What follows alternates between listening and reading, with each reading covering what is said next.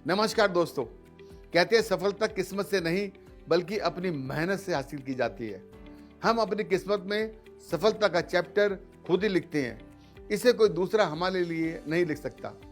असलियत तो यह है, कोई और हमें सफल बना ही नहीं सकता। ये हमारा खुद का जज्बा होता है जो हमें कामयाबी की ओर लेकर जाता है। आज हम आपको मिलाएंगे एक ऐसे व्यक्ति से जिन्होंने अपनी किस्मत और कामयाबी अपने हाथों से लिखी है। विनिंग विंग्स में बहुत बहुत स्वागत है रमन जी आपका।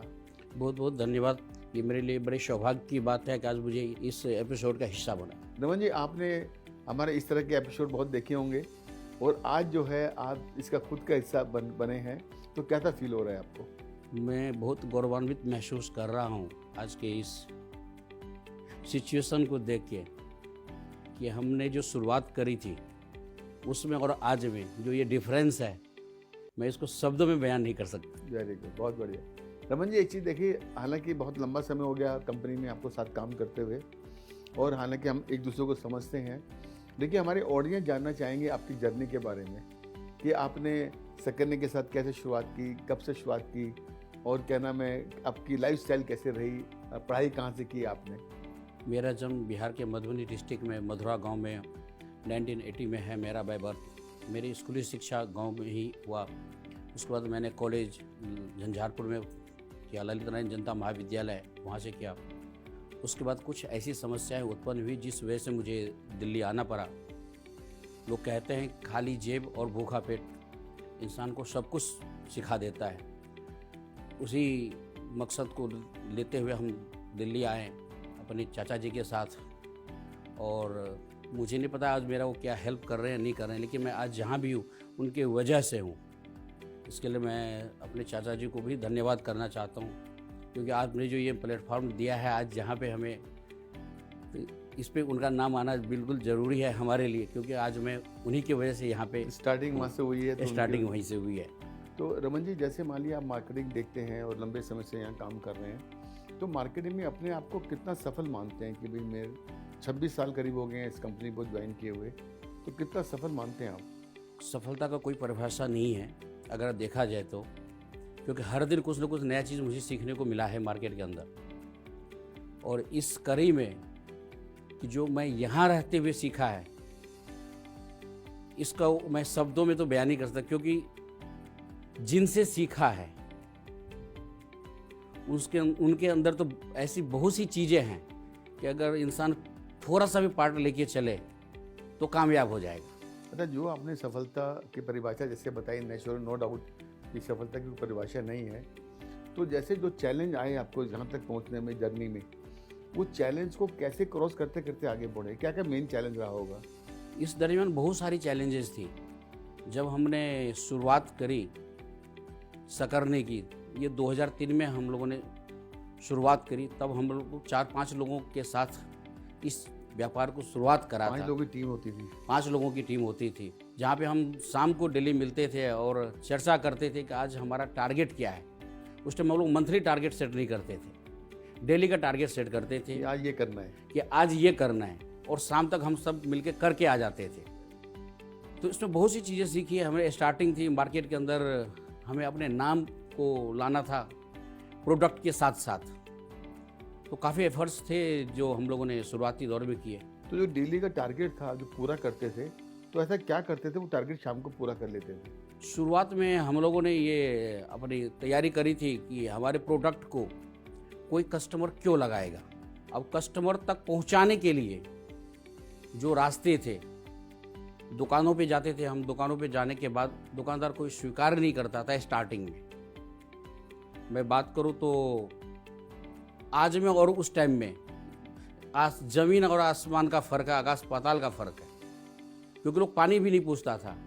लेकिन आज अगर हमें जो भी चीज़ हमारे मन में आएगा तो हमारा ऑलरेडी डिसाइडेड है कि हम वहाँ जाएंगे तो हमें ये मिलेगा, वहाँ जाएंगे तो ये मिलेगा, वहाँ जाएंगे तो ये मिलेगा। इस तरीके से हमने मार्केट को सेट किया हुआ है। तो ऐसा रमन जी क्या किया आपने कि जो दुकानदार जो है कल तक बात नहीं करता था, उस समय बड़ा चैलेंज लगता था, और आज जो है वो अल्टीमेटली आपको रिस्पॉन्स देता है?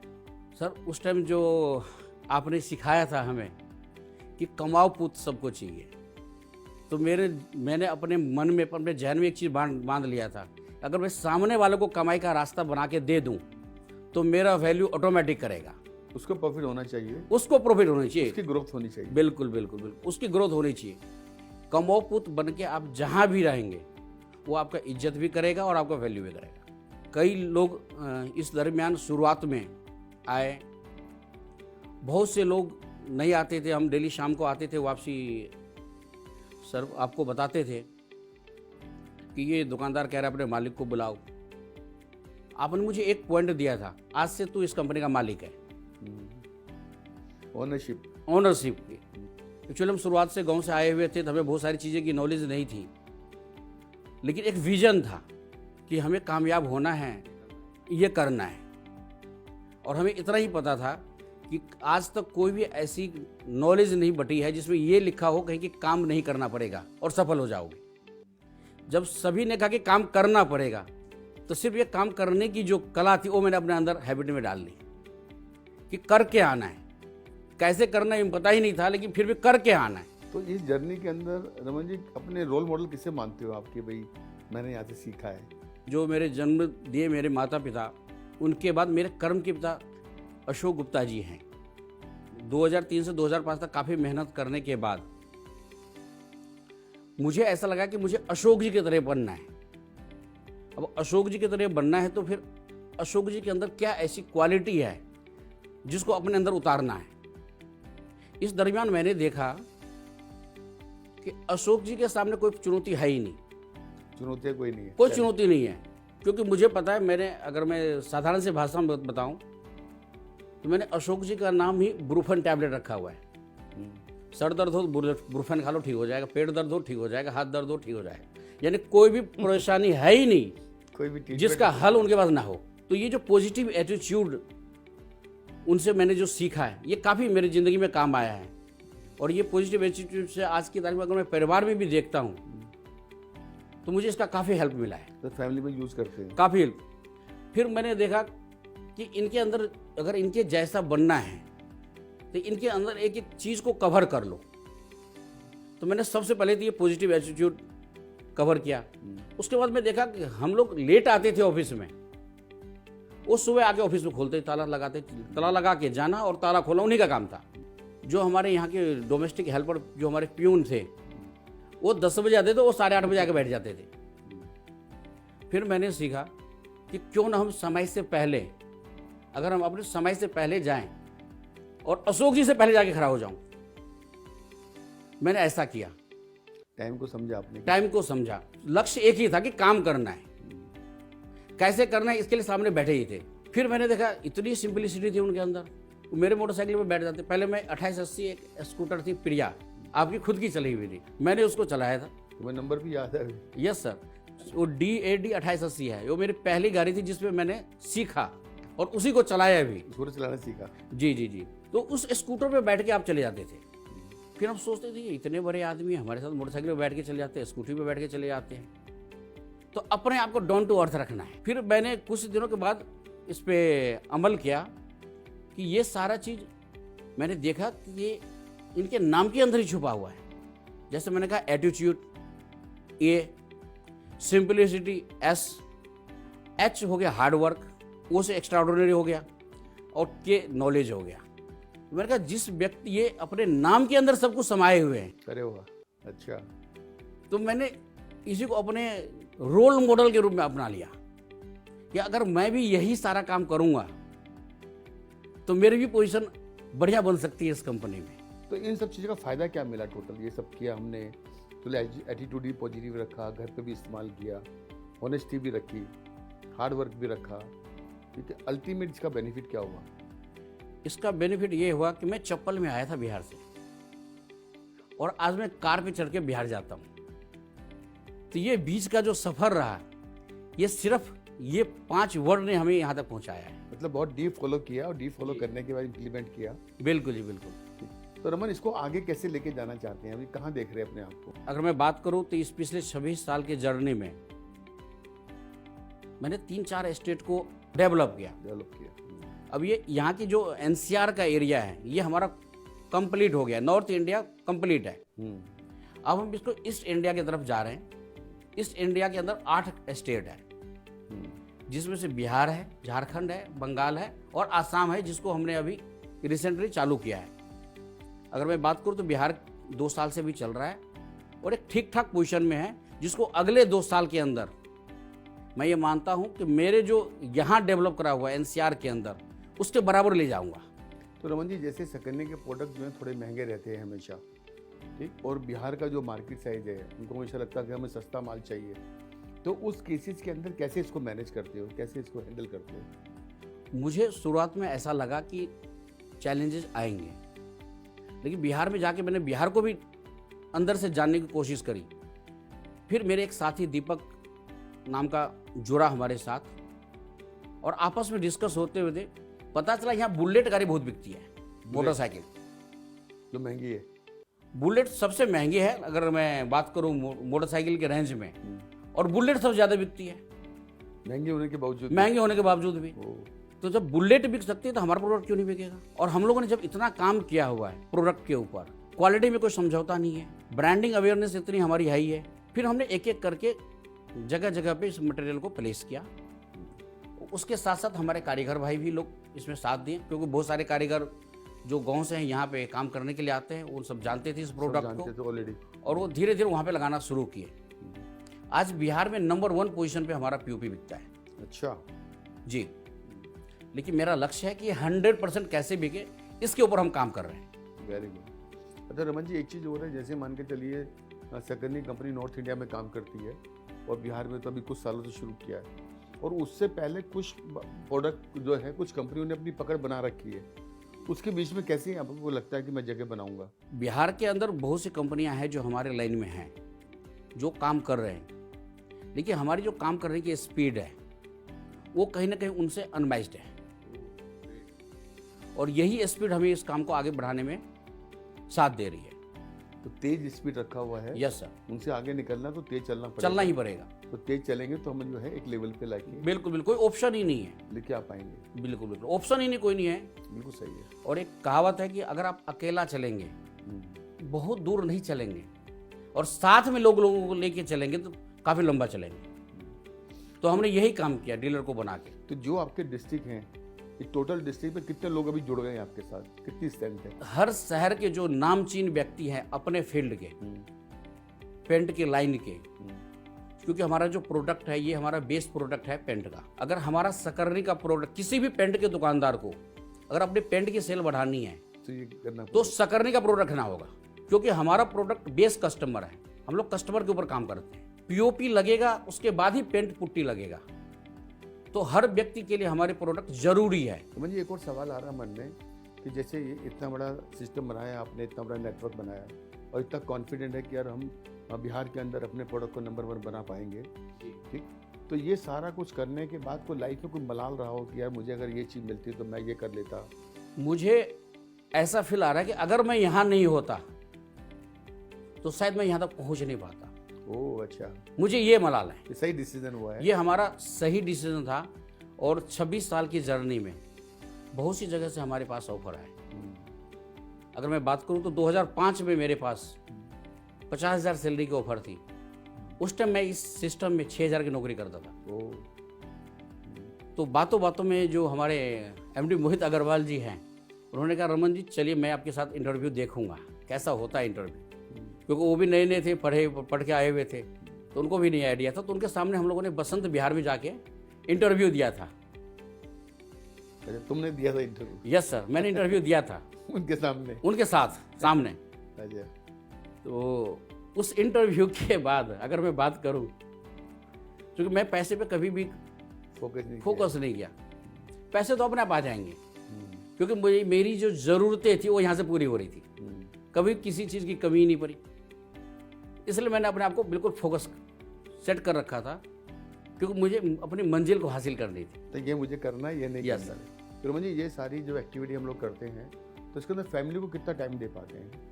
सर मैं बात करूँ तो फैमिली को टाइम देना तो ये बड़ा मुश्किल सवाल है आपका, क्योंकि ये जज करना बड़ा ही दिक्कत वाला काम, डिफिकल्ट। अगर चूँकि ये इंटरव्यू को हमारा अगर फैमिली वाले देख लिया तो कहेंगे वहाँ पे झूठ बोल के आ गया। अच्छा ऐसा है? जी, ये मैंने सही- फैमिली को सही- मैनेज ही नहीं कर पाया। आप सच्चा सही बोलो। मैंने फैमिली को मैनेज ही नहीं कर पाया। बच्चे कौन सी क्लास में पढ़ते हैं? बच्चे मेरे आज एक नीट की तैयारी कर रहे हैं, मेडिकल। अच्छा। जी, 12th पास हैं। हम्म, एक बच्चे 10th क्लास में हैं। वो हर वक्त कहते हैं मुझे अशोक जी की तरह CEO बनना है। अच्छा तो उसकी तैयारी अभी उधर 10th से ही शुरू है। अच्छा। एक आध बार आपसे बातचीत भी हुई, तो उसका यही टारगेट है कि मुझे CEO बननी है। छोटा लड़का है जो अभी 8th क्लास में है, DAV स्कूल में। तो आपको क्या लगता है कि टाइम कम दे पाए, बैलेंस नहीं हो पाया लाइफ में? क्या लगा? एक्चुअली काम करते करते हमें पता ही नहीं चल पाया कि हमें क्या करना था। मतलब वो पैशन इतना रहा, काम का उतना फ्लो रहा। फ्लो इतना रहा जी। कि पूरा फोकस, पूरा समय उसमें लग गया। सब कुछ उसमें लग गया। अपनी पत्नी को धन्यवाद देना चाहता हूँ कि उनको इस चीज़ का मलाल नहीं रहा। मतलब आपने जो है अपना बिजनेस देखा, जी ठीक, और उन्होंने जो है फैमिली को देखा, जी जी, उन्होंने घर को संभाला, हमने बाहर ऑफिस संभाला। तब मिलके ये जो है जी जी, सिस्टम चल पाया। वो एक गाना है ना सर, नौकरी करे तो बीवी छूट जाए और बीवी को संभाले तो नौकरी छूट जाए। देखिए बैलेंस रखा एक्चुअली। तो हमने अंडरस्टैंडिंग हम दोनों के बीच में ऐसी रही कि हम यहाँ तक पहुँच पाए। Very good very good. जी जी। रमन जी, एक सवाल और भी है कि जैसे इतना बड़ा सफ़र रहा इसके अंदर, तो जो आज की जनरेशन है हमारी, अभी मीन्स की जो हमारी जो ऑडियंस है, उनको क्या मैसेज देना चाहेंगे? लंबे समय तक किसी भी चीज़ में बने रहना है तो उसको आप ज़रूरी समझें, मजबूरी ना समझें। जैसे मान लीजिए हमने नौकरी करा, आज 26 साल हमारा ये जर्नी अभी चल रहा है। मैंने कभी भी नौकरी को मजबूरी नहीं समझा और ज़रूरी समझते हुए आज यहाँ तक पहुँचे हैं। और ये नौकरी यहाँ पे ये एक ऐसी जगह है जहाँ मैं हूँ, यहाँ पे सीखने को ही मिलता है। शुरुआती दौर में अगर मैं बात करूँ तो हम लोग कहते थे कुछ MBA लड़के को रख लेते हैं नौकरी पे। तो मुझे वो दिन आज भी याद है कि जो हमारे पास ऑफिसर हैं उन्हीं को MBA वाले शिक्षा हम दे देंगे, उसको हम सिखा देंगे, इसलिए हमें MBA रखने की ज़रूरत ही नहीं है। कितना एक्सपीरियंस हो गए? थोड़ा समय बदला है, हमने काफ़ी हायर एजुकेशन वाले लोग भी हमारे साथ आए हैं। अगर मैं बात करूँ तो मेरी जो शिक्षा है इतनी हाई नहीं होने के बावजूद भी अगर मैं बात करूँ तो कम से कम 40 से 50 MBA ऑफिसर हैं हमारे साथ जो मिलकर हम काम करते हैं। तो यहाँ बहुत कुछ सीखने को मिलता है। और हमारे डिस्ट्रीब्यूटर डीलर भाइयों के लिए ये खास मैं बताऊंगा कि ये वो कंपनी है जो लगातार 20 साल से 2003 से बात करें तो 2003 से 23 तक लगातार आपके बीच में है। और यही वो कंपनी है जो आपके लिए, आपके बारे में सोचती है। और यहाँ की जो ओनर हैं अशोक गुप्ता जी, ये एक पूरा परिवार के रूप में सबको समझते हैं। सबका साथ सबका विकास। मोदी जी का जो नारा है कि सबका साथ सबका विकास, यही सेम हमारे अशोक जी का है कि सबको साथ लेके चलेंगे तो लंबे चलेंगे। जैसा कि मैंने कहा था कि अकेला चलेंगे तो कुछ दूर चलेंगे। बहुत बहुत धन्यवाद Raman ji, thank you very much. Sir thank you तो बहुत बढ़िया है कि आपने थैंक यू किया, लेकिन मेरे मन में भी एक सवाल है हाँ रमन, बात जो कर सकते हैं। मैं आपसे पूछना चाहता हूँ।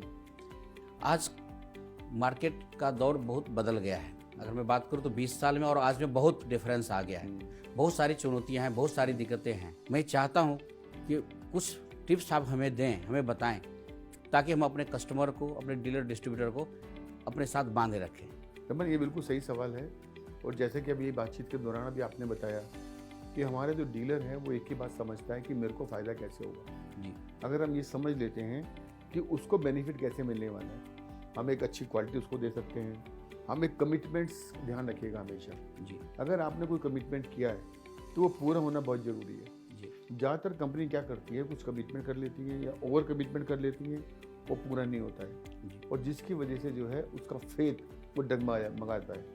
कमिटमेंट उस लेवल की करें और उसके अलावा ये ध्यान रखना है कि उसको बेनिफिट कैसे हो पाएगा। हमारी कमिटमेंट, हमारी क्वालिटीज़, ठीक, और हमारी सर्विसेज, हमारी जो मैंने कमिट कर दिया उस लेवल की सर्विस उसको चाहिए। जी अगर आपकी सर्विस परफेक्ट है, आपकी क्वालिटी परफेक्ट है प्रोडक्ट की, और उस सब चीज़ों के बावजूद उसको बेनिफिट होता है, जी तो मेरे को लगता है कि चैलेंज तो ज़रूर आएंगे, नो डाउट। मार्केट के अंदर सब ओपन है, सब कंपनी काम कर सकती है, और सब कंपनी काम करने के लिए ऑलरेडी मतलब जो है उनके पास अपॉर्चुनिटी है। आप उनसे बेटर सिर्फ ये 3-4 चीज़ें अगर इस्तेमाल करते हैं जी और अपना फेथ उसके साथ बना लेते हैं, जी अगर आपका विश्वास उसके साथ बन गया तो ध्यान रखिएगा वो कहीं जाएगा नहीं। जी और फिर आपके रिलेशन किस तरह का, कितना विश्वास करता है वो आपके ऊपर। जी ये कुछ पॉइंट्स हैं जिसका हमने इस्तेमाल किया है, जी और इनका इस्तेमाल करके हम अपने आप को आगे लेके आ पाए। जी तभी चीज़ें चल पाएंगी। धन्यवाद। थैंक यू रमन जी, बहुत बहुत धन्यवाद आज के इस एपिसोड में। Thank you. आपका बहुत बहुत स्वागत। Thank Thank you you. Very much. जब दिल में हौसला हो तो कामयाबी भी किस्मत की किताब में अपनी जगह बना लेती है। आपकी किस्मत की कलम आपके हाथ में है, बस आप अपनी कामयाबी लिखिए। आपसे फिर मुलाकात होगी किसी नई कहानी के साथ। देखते रहिए विनिंग विंग्स। Thank you.